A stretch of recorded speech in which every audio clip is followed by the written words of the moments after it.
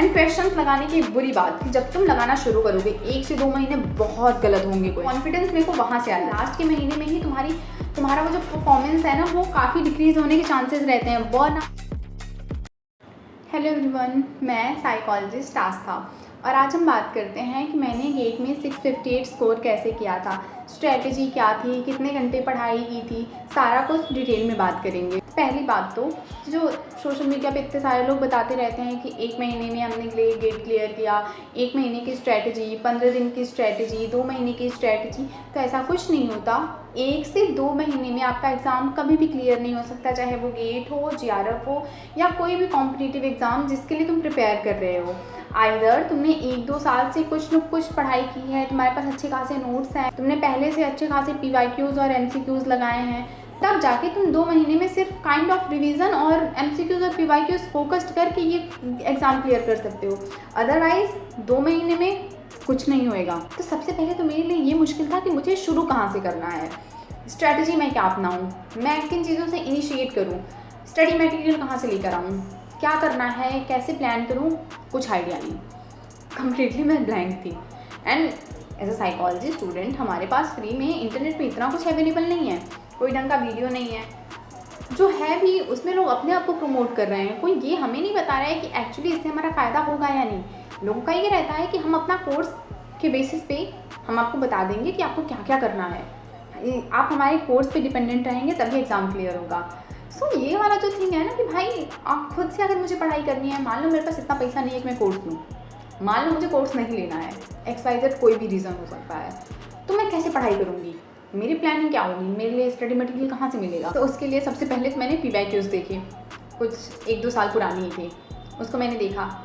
तो मेरे को समझ आया कि ठीक है, पहले तो मुझे कुछ क्वेश्चंस लगाने पड़ेंगे। अब उसके लिए मैंने बुक ढूंढी। बुक में मैंने पावर विदिन का उनका एक आता है, बुक का पूरा कॉम्बो रहता है जिसमें मैंने MPhil के टारगेटेड लिया था, बट क्योंकि यूनिट सारे से 10 के 10 यूनिट। अब थिंग इज़ कि मैं JRF, MPhil और गेट तीनों के लिए एक टाइम पे प्रिपेयर कर रही थी। मेरा ये था कि अगर सीरियस होकर एग्ज़ाम देना ही है तो मैं तीनों का देती हूँ, क्योंकि बैक टू बैक ऑलमोस्ट आसपास ही रहता है तीनों का एग्ज़ाम। तो मैंने उसके टारगेटेड उनका नोटबुक मंगवाया था, जो पूरा कॉम्बो था, जिसमें प्रीवियस से ढेर सारे क्वेश्चंस थे और अच्छा खासा उनका स्टडी मटेरियल काफ़ी बढ़िया था, जिसमें से मैंने कुछ 1 से 2 महीने मैंने सिर्फ नोट्स बनाए हैं उस बुक से, जबकि उस बुक में रिलेवेंट चीज़ें हैं। मतलब वो ऑलरेडी फिल्टर्ड बुक है कि तुमको बहुत ज़्यादा वो जितनी हमारी किताबें हैं पूरे 5 ग्रेजुएशन और मास्टर्स वाला, उनको इकट्ठा करके उन लोगों ने फ़िल्टर करके वो चीज़ें हमारे लिए प्लान करी है। उसके बाद भी जब मैं पढ़ाई करना शुरू कर रही थी ना, तो जो इम्पॉर्टेंट कॉन्सेप्ट्स हैं, जो इम्पॉर्टेंट थ्योरीज़ हैं, जो और चीज़ें हैं, क्योंकि जब एक बार तुम पीछे उसमें बुक में ऐसा था कि पीछे क्वेश्चंस दिया होता था, तो मैं अगर एक चैप्टर पढ़ रही हूँ तो मैं उसके क्वेश्चंस भी देखती थी कि अच्छा इसमें कौन से क्वेश्चंस हैं, कौन से क्वेश्चंस इसका किस एग्ज़ाम में आया था, क्या कौन से कॉन्सेप्ट से कितना क्वेश्चंस आए थे। तो उसमें जब मैं पढ़ने के बाद भी जब क्वेश्चंस देखती थी ना, इमीडिएट मैं कंफ्यूज हो जाती थी कि भाई ये तो कुछ देर पहले पढ़ा था, इसमें शायद ये होगा या तो दूसरा होगा या तो तीसरा होगा। तो फिर आई रियलाइज़ कि मुझे अच्छा खासा नोट्स बनाना पड़ेगा, और मैं उस 3 बुक के बेसिस पे मेरी ऑलमोस्ट मैं बता रही हूँ 4 से 5 नोटबुक मेरे खुद के नोट्स बन गए थे। और तो 2 महीने तो मैंने प्रॉपर नोट्स बनाने में दिए थे, और वो भी ऐसा नहीं था कि बस हवा में चीज़ें चल रही थी। ऑलमोस्ट मेरा 6 से 7 घंटा मैं उसको दे रही थी नोट्स बनाने में, नोट पढ़ रही थी फिर नोट्स बना रही थी। उसके बाद लास्ट के एंड बेसिकली पहला चीज़ कि मेरे ऑलमोस्ट 8 से 9 महीने, लगभग तुम 10 महीने पकड़ के चलो, मैंने इन तीनों एग्ज़ाम के लिए दिया था प्रॉपर। तो स्टार्टिंग के 4 से 5 महीने तो ऑलमोस्ट मेरा 6 से 7 घंटा जा रहा था, और उसके बाद जो महीने थे ऑलमोस्ट पकड़ के चल लो कुछ 4 से 5 महीने मैं लिटरली बता रही हूँ, कोई भी झूठ नहीं है इसमें। जो लोग तुम्हें ये बोल रहे हैं कि भाई 6 घंटे में तुम्हारा एग्ज़ाम क्लियर हो सकता है, नहीं होएगा। मैंने ऑलमोस्ट 5 से 6 महीने इस चीज़ को दिया था। ऑलमोस्ट 9 से 10 घंटे मैं डेली पढ़ाई करती थी, डेली, कोई नौटंकी नहीं, कहीं बाहर नहीं जाना, संडे, हाँ मैं संडे निकालती थी कि संडे सिर्फ बाहर जाना है, संडे कुछ अपने मन का करना है कि सेल्फ केयर हो गया, दोस्तों के साथ घूमना फिरना हो गया। संडे को पूरा ये सब नौटंकी करने के लिए चलता था। बट बाकी हफ्ते तो 9 से 10 घंटे पढ़ाई को देना है और मैं देती थी, जिसमें फिर मैंने नोट्स बनाने के बाद मैंने रिवीजन शुरू कर दिया। रिवीजन के साथ साथ मैं डेली एटलीस्ट एक MCQs या एक PYQs स्टार्टिंग में लगाने, मतलब 2 महीने के बाद लगाना मैंने शुरू कर दिया था डेली, क्योंकि बहुत सारे मुझे मिल भी जाते थे। एंड दूसरा चीज़ कि मैं जेमिनाई और ChatGPT को बोल के PYQs कुछ प्रीवियस ईयर, मतलब मैं उनको ऐसे प्रॉम्प्ट दे देती थी कि भाई इस एग्ज़ाम को मैं टारगेट कर रही हूँ, इसके बेसिस पे तुम 50 या 100 PYQs या MCQs बना दो, तो वो MCQs बना देते एज अ पोल, उसमें वो ऑप्शन देता था। मतलब अच्छी बात ये थी कि उसको तुमको ये बताना पड़ेगा कि पोल जैसा तुम दो, तो उसमें तुम क्लिक करते थे, तुम्हारा वो दिखा देता था इमीडिएट कि ये सही है, ये गलत है, ऐसा वाला। तो ये भी काफ़ी हेल्पफुल हो जाता था। जब भी मैं ऐसे कुछ टाइम पास कर रही हूँ या तो कुछ बना रही हूँ, कुछ खाना वाना बना रही हूँ, उस टाइम पे मैं अपना ऐसे ChatGPT या फिर जेमिनाई से करवा के वो क्वेश्चन उनसे बनवा लेती थी। सो वो भी हो जाता था कि चलो कुछ नहीं तो 100 क्वेश्चन मान लो अगर किसी दिन नहीं लगा पाई तो भी उनसे बनवा लिया तो वो हो गया। और नॉर्मली तो मैं लगाती थी। स्टार्टिंग का मेरे पास क्योंकि 4 से 5 कॉपी हो गई थी मेरी नोटबुक वाली, मेरी खुद की, तो वो मैं डेली पढ़ती थी। डेली अच्छा खासा, मतलब ऑलमोस्ट डेली तो एक कॉन्सेप्ट ख़त्म कर रही हूँ, क्योंकि स्टार्टिंग में थोड़ा लोग लेथार्जिक भी हो जाते हैं, थोड़ा स्लो भी काम करती हैं चीज़ें, तो वैसा वाला सीन था। बट लास्ट टाइम आते आते, मैं लास्ट के 2 महीने का बता रही हूँ, लास्ट के 2 महीने आते आते तो मैं बहुत फास्ट रिवीजन कर रही थी। मतलब एक दिन में मेरा ये टारगेट था कि 100 पेज का रिवीजन मुझे कर जाना है, एंड मैं 100 पेजेस का रिवीजन कर जाती थी। मे बी उससे ज़्यादा हो जाए, उससे कम नहीं होना चाहिए।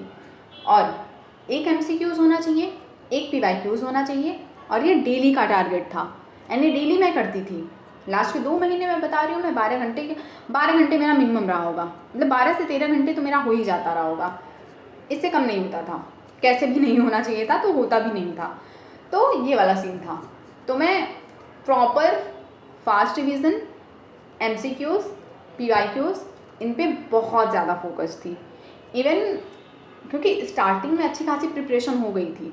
सो लास्ट का वो जो 2 महीना रहता है ना, जहाँ पे तुम्हें बहुत स्ट्रेस होने लगता है, बहुत ज़्यादा तुम पैनिक करने लगते हो, क्योंकि क्वेश्चंस गलत होंगे ही होंगे। मेरे पहले के मतलब लास्ट 2 से 3 महीने में मेरे क्वेश्चंस गलत होना कम हुए थे।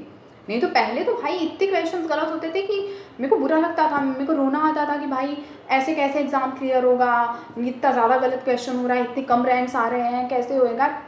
बहुत सारी कुछ, कितना भी पढ़ाई कर लो, क्योंकि डाउट तो आता ही आता है। तुम जब 4 ऑप्शंस देखते हो ना, तो तुम्हें सब लगता है कि ये भी तो पढ़ा था, ये भी तो पढ़ा था, ये भी तो पढ़ा था, क्या पता ये हो, क्या पता ये हो। उस चक्कर में बहुत क्वेश्चन गलत होते थे। तो बात तो वो काइंड ऑफ मैं क्या करती थी कि जो क्वेश्चंस गलत होते थे, हाँ ये सबसे इम्पॉर्टेंट चीज़ कि मेरा नोट्स तो था, उसके बाद मैंने एक छोटा नोट बनाया था। सो जिसमें जब मैं PYQs या MCQs लगाती थी, तो उसमें जो 4 ऑप्शंस होते हैं, क्योंकि उसमें कन्फ्यूजन होती ही होती थी, तो उनमें से ऐसा बहुत सारे ऐसे रहते थे, कभी कभी तो नहीं हो रही है, कभी हो रही है, तो और कभी कभी तो यही रहता था कि एकदम फेमिलियर ही नहीं हूँ मैं इस कॉन्सेप्ट से, तो उसको मैं नोट करती थी। जिनमें कन्फ्यूजन होता था उनको भी, जिनको लगता था कि मैं अनअवेयर हूँ उनको भी, उन क्वेश्चन का क्या है, कैसे क्या है, कॉन्सेप्ट क्या है, सब नोट करके गूगल पे सर्च करती थी या फिर ChatGPT को पूछती थी। किसी ना किसी को पूछ के प्रॉपर उसको डिटेल में सब कुछ कि ये क्या है, कैसा है, यूट्यूब पे देखा, सारी जगह पे मैं सर्च करती थी। उसके बाद फिर उसका मैं नोट्स बनाती थी कि अच्छा इसका ये सीन है, तो ठीक है ये कॉन्सेप्ट ऐसा है, तो उसको नोट्स बना लिया।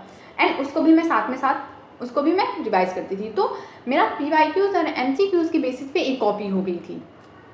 तो ये वाला सीन था। फिर लास्ट में, क्योंकि फिर मैंने लास्ट के महीने में मैंने ऑनलाइन टेस्ट ले रखा था कि ऑनलाइन टेस्ट देना है, एंड मेरा यही टारगेट था कि मेरा जो रैंक है वो अंडर 10 आना ही चाहिए। एंड इनिशियली तो ठीक ठाक आता, मतलब इनिशियली तो आ जाता था, अंडर 10 11 आया था। फर्स्टली मेरा 11 12 ऐसे आया था, फिर उसके बाद धीरे धीरे 10 आना शुरू हुआ। बट लास्ट के महीने में मेरी रैंक हमेशा आइदर 1 और 2 रहती थी। एंड मेरे को ये था कि उससे नीचे अब जाना भी नहीं है, क्योंकि लास्ट का ये महीना है, इससे नीचे गई तो भाई ख़त्म सब ख़त्म। सो वो वाला सीन था। तो वो नीचे तो मैं जा भी नहीं रही थी, जितना हो सकता था उतना ज़्यादा मैं रिवीजन करती थी, सर फटे कुछ भी हो। करना है रिवीजन तो करना है। रिवीजन किया, ढेर सारे क्वेश्चंस लगाना, उसके बाद फिर जिस कोचिंग से मैंने लिया था वहाँ पे ढेर सारा प्रैक्टिस करना। वो लोग अच्छा खासा PYQs और उन सबका कंबाइन करके वो लोग क्वेश्चन पेपर बनाते थे, तो उनका मैं क्वेश्चन पेपर देती, वो प्रॉपर टेस्ट लगाती थी। हफ्ते का उनका रहता था, महीने का उनका रहता था। सो लास्ट के 1 महीने में, लास्ट के 2 महीने में जो था मेरा परफॉर्मेंस काफ़ी ज़्यादा अच्छा था, लिटरली अच्छा था। सो वो काइंड ऑफ एक कॉन्फिडेंस मेरे को वहाँ से आया था कि ठीक है, एग्ज़ाम तो क्लियर हो ही जाएगा। एग्ज़ाम क्लियर नहीं हो मतलब एग्ज़ाम क्लियर होने का डाउट ही नहीं है, स्कोर अच्छे आ जाएंगे मेरे, ये वाला सीन था। सो अगर देखो, तुम जब तक पढ़ाई करते रहोगे तब तक वो कॉन्फिडेंस नहीं आएगा जब तक कि तुम क्वेश्चंस लगाना शुरू नहीं करोगे। एंड क्वेश्चंस लगाने की बुरी बात कि जब तुम लगाना शुरू करोगे 1 से 2 महीने बहुत गलत होंगे क्वेश्चंस, बहुत ज़्यादा।